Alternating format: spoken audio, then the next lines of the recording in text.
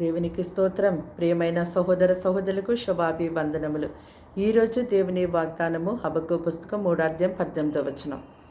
నేను యెహోవా యందు ఆనందించదను, నా రక్షణకర్త అయిన నా దేవుని యందు నేను సంతోషించదను. చూడండి, ఇక్కడ భక్తుడు ఎంత గొప్పగా మాట్లాడుతున్నాడో.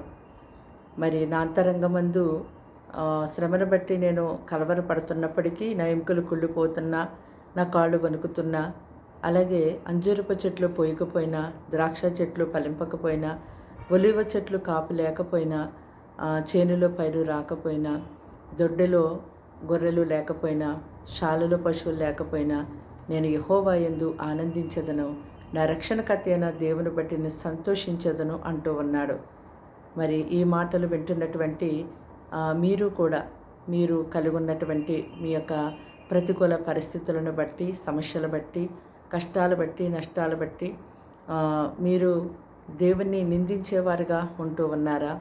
లేకపోతే దేవుని బట్టి నేను ఆనందిస్తున్నాను అని చెప్పేవారుగా ఉంటూ ఉన్నారా? ఇక్కడ భక్తుడైతే తనకి ఎటువంటి కొదువ లేమి కలిగినప్పటికీ, కష్టం వచ్చినప్పటికీ, తన హృదయంలో నెమ్మది లేకపోయినా, తన యొక్క శరీరంలో ఎముకల్లో బలము లేకపోయినా, తను ఎటువంటి పరిస్థితిలో ఉన్నప్పటికీ కూడా నేను దేవుని బట్టి ఆనందిస్తాను, ఆయనకి ఇచ్చిన రక్షణ బట్టి నేను సంతోషిస్తాను అంటూ ఉన్నాడు. నిజమే, ఈ లోకంలో మనుషులు బట్టి, వస్తువులు బట్టి, పరిస్థితులు బట్టి మనము కొద్దివరకే ఆనందించగలము. కానీ ఎల్లవేళలా మనము ఏ సమయంలోనైనా సరే సంతోషంగా ఉండాలి అంటే అది కేవలము మన దేవుడైన ప్రభువైన యెహోవాని బట్టి మాత్రమే మనం సంతోషంగా ఉండగలము. దేవుని యొక్క వాక్యాన్ని నమ్మండి. దేవుని యొక్క సన్నిధిలోకి వచ్చి ఆయనందు నమ్మిక ఉంచండి. ఆయనను ధరించుకొని ఆయనను వెంబడించండి. ఆయన మీద ఆనుకొనండి. ఆయన మీద ఆధారపడి జీవించండి. ఎట్టి సమయంలోనైనా సరే మీరు ఎలాంటి ప్రతికూల పరిస్థితులు ఎదురైనప్పటికీ కూడా ఆనందంగా ఉండగలుగుతారు, సంతోషంగా ఉండగలుగుతారు. దేవుడి ద్వారా పొందుకొని మీ ఆ యొక్క సంతోషము మీ యొద్ద నుంచి ఎవరు కూడా దొంగిలించలేరు. ప్రార్థన. దేవానికి వందనాలు, స్తోత్రాలు, స్తుతులు చెల్లిస్తున్నాం తండ్రి. ఈ సమయాన్ని బట్టి, ధనమును బట్టి స్తోత్రములయ్యా. అయ్యా, ఈ మాటలు వింటున్న నీ ప్రజల్ని మీ రక్తంతో కడిగి పవిత్రపరచండి, పరిశుద్ధపరచండి.